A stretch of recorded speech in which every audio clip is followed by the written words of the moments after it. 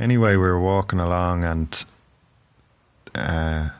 we were having these really goofy conversations. We were really indulging each other and having very abstract thoughts and articulating them. And it was good. And I came up with this statement, I want more youth, or I want youth, but I can't for the things that I've done. It was clear in my head what it meant, but as we rolled the statement around between the two of us and we articulated, it became apparent that what was meant was anything you do, you pay a cost, you pay a price for that, and the cost is the time that it took you to do that thing. So it's almost like for the crime of existing, the punishment is the time that it took you to exist, because you can never get it back. That time is gone to you, it's lost to you, and that's almost like a price that you pay. It would be nice to get time back occasionally.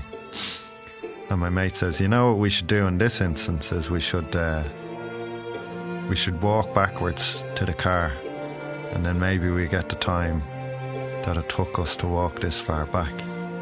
And as soon as he said it, I says, yeah, absolutely, because on the one hand it was like an affirmation that he got exactly what I was saying, and on the other hand it was just a goofy fun thing to do. So we took off, and we were walking along backwards laughing, and then we started jogging. It started to get a little bit competitive, and that made us laugh even more, and I could really feel it, whether that's your kidneys or whatever, in my back muscles there. I could really feel it probably from the jogging backwards and the laughing. So at one stage I was doubled over laughing, stopped, and he was stopped as well, laughing. And but I said it in my mind to myself, right, I'm going to get it together now, and I'm going to sprint back to the car and get some distance ahead of him. And without any warning I did. I shot off, as fast as I could go, but not too fast because I was going backwards, obviously. But as soon as I did, he was right on it as well. He suppressed his laughter and took off. It's one of these things where if it had been a sincere thing, I don't think I could have tried as hard, but because it was a ridiculous thing, I was trying my absolute damnedest. And I made it back to the car, a good stretch ahead of him. It was probably a bit dangerous. The last stretch was downhill and we were going backwards. And I was having to wheel my head round to see the car, but I desperately didn't want to turn my shoulders or my hips around, because in my mind that would have blown it for me. At this point I was thinking the person who gets there first will get their time back, and the guy who's second will have to do his time and possibly accrue the time of the victor, of the person who won.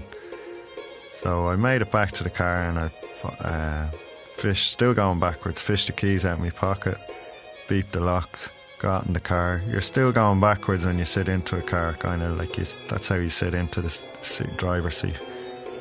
But I didn't feel any relief immediately. I felt an urgency to get him to turn around. He was still jogging back, still running backwards. That's trying really hard. So I turned the engine over, revved the engine, and made as if to go off, and it worked. And he turned around. The second he turned around, I felt this kind of palpable relief that the weight had come off me and gone onto him. It was almost that I couldn't feel like I'd gotten away with it unless I put the weight of my time onto his shoulders. And his head was wrecked, obviously it was all light-hearted, but you could see that his head was wrecked, and it would have to have been, because for both of us to engage in something competitive like that, there had to be something at stake. There had to be something to be gained in being first, and something to be lost in being second. And for us to have done that in the context of what we just talked about, it was implicit that he had gained. He had to do his time now, and my time. And it was weird because we engaged in this activity where there was literally no turning back.